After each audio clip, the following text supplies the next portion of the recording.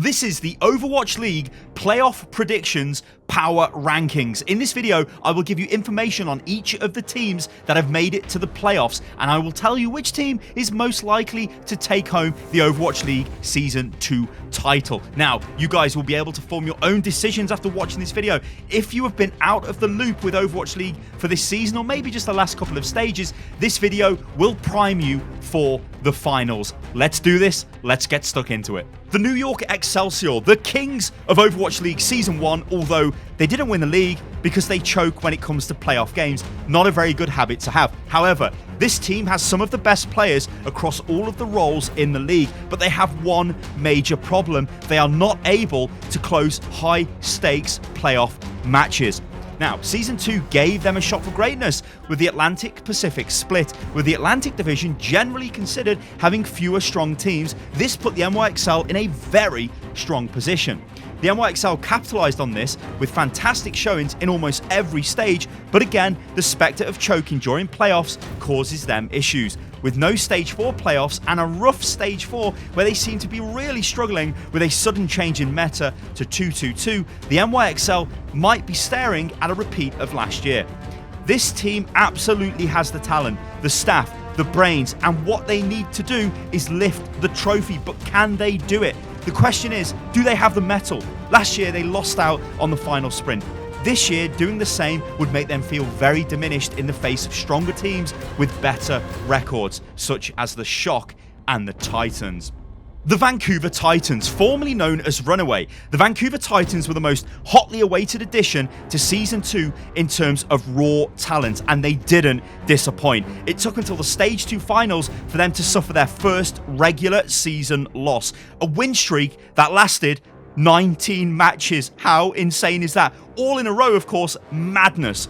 The Vancouver Titans took the previous record from the NYXL, and it feels like across the board, this is what they're doing. They're stealing the NYXL's thunder. We've got an all-Korean superstar roster that felt unbeatable and unstoppable, although their playstyle had a more chaotic design to it, especially with Bumper, a highly aggressive tank that often can make the impossible possible.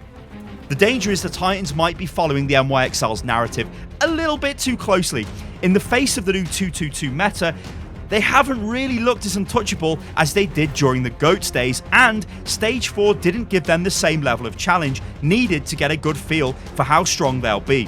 Concerns are high about how tidy their play seems to be compared to some of the rising stars, but with a roster as packed as the Titans, the question is when the Raging Beast will learn new tricks, not if. The San Francisco Shock.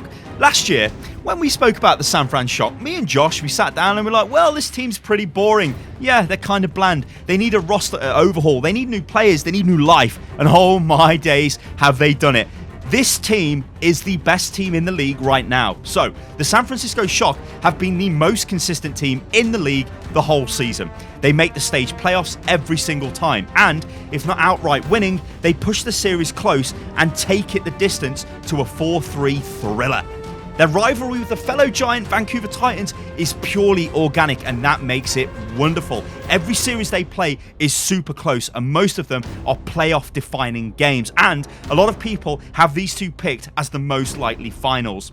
On top of this, they are the only team in the Overwatch League to have had a golden stage, not dropping a single map during Stage 2 until the playoffs. While several teams have had clean stages, not dropping a map, the golden stage, might be extremely difficult to replicate. Not to mention that during Season 2, the San Francisco Shock went without taking losses in both Stage 2 and Stage 4.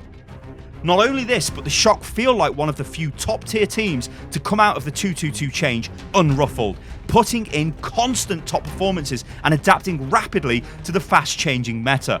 The story for the San Francisco Shock is one of assured greatness if they win, a brilliant season capped off with a deserved finish. They are the question. It is up to everybody else to find the answer. The Hangzhou Spark. The boys in pink are strong in the standings with an impressive record behind them, but the bulk of their success came in the middle of the season. The biggest question with this team is where the meta will land, as tank star Gu Shui might feel a little bit kinda neutered playing Orisa, not really a hero, known for making plays and carrying the team. In this new 2-2-2 era, they have seen a lot of success with Godsby playing very aggressively on the flanks with a phenomenal Hangzhou, and he has some carry potential. But with a lack of impressive results in the end of season period, they might be finding themselves running out of steam. With some of the top rated teams looking shaky, there's certainly room for the Spark to cause a number of upsets. But one has to imagine that any teething problems with the meta should pass by the time the playoffs hit, and the Spark are going to have to put in a huge performance to claim the Overwatch League title. The Los Angeles Gladiators. The LA Gladiators are a strange team in that they are frighteningly consistent. If a team is above them in the standings, they'll almost always lose. If they're below them, they'll almost always win. There exists no greater gatekeeper in the Overwatch League. And so, while it's no huge shock to see them make the playoffs, it's difficult to expect them to push much further than that. The upside of the Gladiators is they also have a knack for playing most teams very close, even if they do ultimately lose to the likes of Shock or Spark, and with impressive playmaking potential on Shawfall, who, when he plays aggressively, can absolutely carry in fights, and Void, who can clutch out fights with beautiful diva play, there's a chance for the Gatekeepers to sweep in and take the throne. The London Spitfire, last year's Overwatch League champions. These guys demonstrated the strength of peaking at just the right time.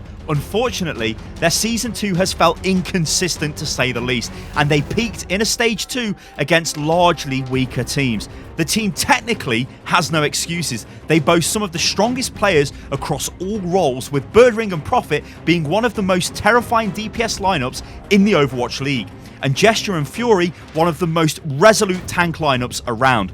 It always feels like London Spitfire's struggles come from the team's cohesion and adaptability rather than pure talent, which, leading into the playoffs, might be a major struggle.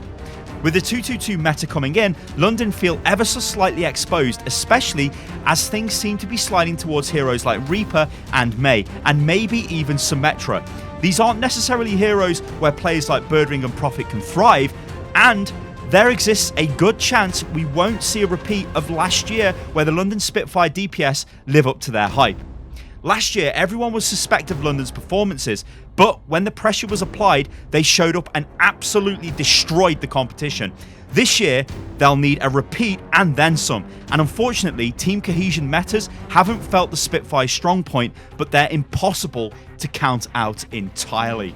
The Atlanta Reign. Now, the Reign solidified themselves quickly as the showy, brash, energetic team of the league, and if any teams benefited from the meta shift towards less orthodox hero mixes with moments of greatness splashed in, it's these guys. With a fantastic Stage 4 clean sheet, even beating out surprise Stage 4 superstars, the Washington Justice, the Atlanta Reign are poised to cause a rampage through the play-ins.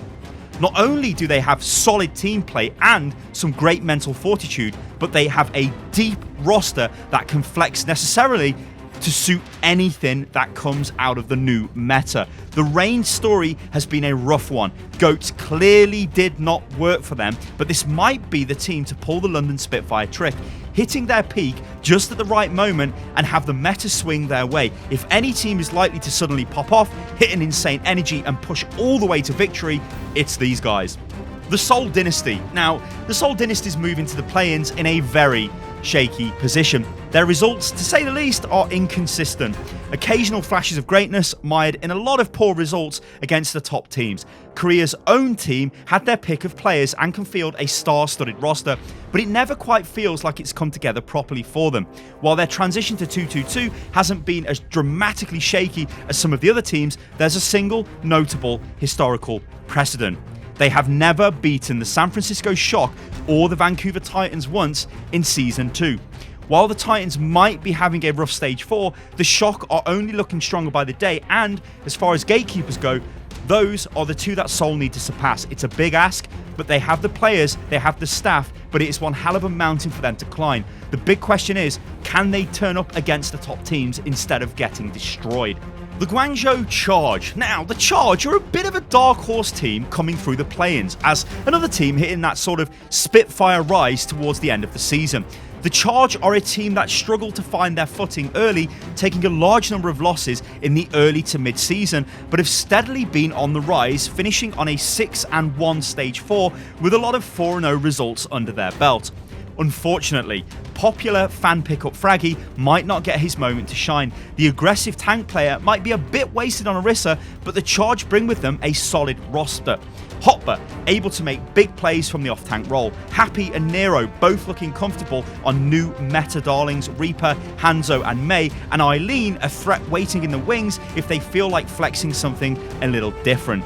Out of all the teams in the play-ins, the Charge and the Reign are the two poised to create some massive upsets. The Philadelphia Fusion. Ask any competitive player where it hurts the most to finish, and second place is one of the most common answers you'll hear. Last year's runners-up got where they did on the back of a team that could pop off from any position, leaving them in a great place in last year's pick-based meta. Unfortunately, this year's bias towards slow, methodical play has meant a team that can be lethal from any position, including nano-boosted Mercies, has been struggling. While it's impossible to count the Philadelphia Fusion out entirely, this might be a team that's too easily disrupted by a few losses, too reliant on momentum, and has been left on a meta that isn't quite for them. But who knows? However, maybe the Overwatch League dream is true. The potential of home crowd advantage might push them over the victory line. The Shanghai Dragons had something to prove coming into Season 2 as an org and shocked everyone with a monumental Stage 3, introducing a highly unique playstyle centered around insanely skilled Pharah and Widow play that left their opponents with nowhere to hide. While everyone else was putting the finishing touches to their GOATS play, Shanghai came up with something new and fresh. Unfortunately, the moment they arrived in Stage 4, it felt like they'd already been solved. The question for the Shanghai Dragons is whether or not they can come up with anything else that will catch their opponents out, or whether or not they'll just try to stick to the meta that everyone else has already been playing for all of Stage 4. It leaves one wondering if the Shanghai Dragons might have shown their hand too early, or whether or not simply taking Stage 3 and being content with what they had would be enough for a team bouncing back from a disastrous Season 1 in the Overwatch League. The Chengdu Hunters. The Hunters are an anomaly and have always been. Thanks to their stellar Hammond play, the Hunters quickly cemented themselves as fan favourites, playing a unique, chaotic style that pushed away from an already tired GOATS meta. They quickly rose in popularity with some early wins and successes, as well as several close losses. It's hard not to like the Chengdu Hunters. But by mid-stage 2, things were already starting to get rough. Their unique playstyle started to feel more and more solved as teams grew more familiar and had more footage to review. Luckily, the Stage 4 meta shakeup might have played heavily into their favour, but the heroes that swung into the meta only seemed to push away from Chengdu's strengths. Hammond faces more counters than ever before, and even Jinmu's top-tier Pharah and Genji feel locked down. They're impossible to count out entirely. If any team is going to come up with something specifically to mess with people in the playoffs or surprise on a new hero, maybe Sigma, it could be these guys, but it'll be a very, very tough road for them.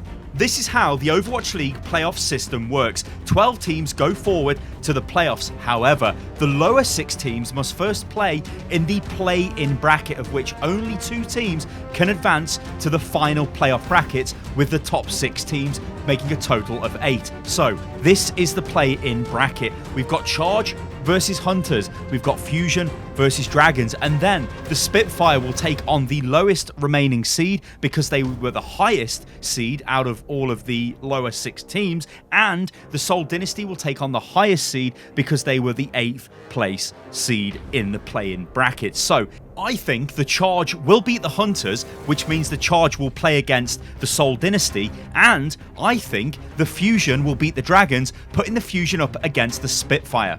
I think Spitfire will take the match against Fusion, and then I think Dynasty will lose against Charge, so we will have Spitfire and Charge going forward into the playoffs. So who will win Overwatch League Season 2? Now, it's not... if you were a betting person, you would bet on San Francisco Shock. Best team in the league all year. They play very well in playoffs. We know they can win playoff matches. So yeah, they should win the playoffs and then just win the Overwatch League. They dominated the stage finals. They have been phenomenal all season. And you could argue they really deserve it. They've proven themselves as the best team. However, Vancouver could actually smash them, and I think Vancouver are the only kind of team that could really take them on. Historically, Vancouver have run them right to the limit. These teams have got a fantastic rivalry, so really it would be peak Overwatch Season 2 if the finals were Vancouver versus Shock, and then we literally flip a coin to see what happens. But I'd still probably bet on San Francisco Shock. What about a wild card though? What team could actually just go all the way to the finals here? Well, I'm going to leave this bombshell, guys. What about the Atlanta Reign? Now, they've got a very difficult path. Firstly, they have to play San Francisco Shock. Now, if they beat the Shock, this could give them incredible momentum to just blast all the way through into the finals and take the win. Of course, that would force Shock down into the lower bracket. But if they lose against Shock, well, I don't think it would be too bad, actually, because in the lower bracket, I reckon they could cause a lot of upsets. Guys, let me know what you think about this in the comments below. What are your predictions? What team do you think will take home the Overwatch League Season 2 Championship? I'll catch you guys in the next one. Toodaloo.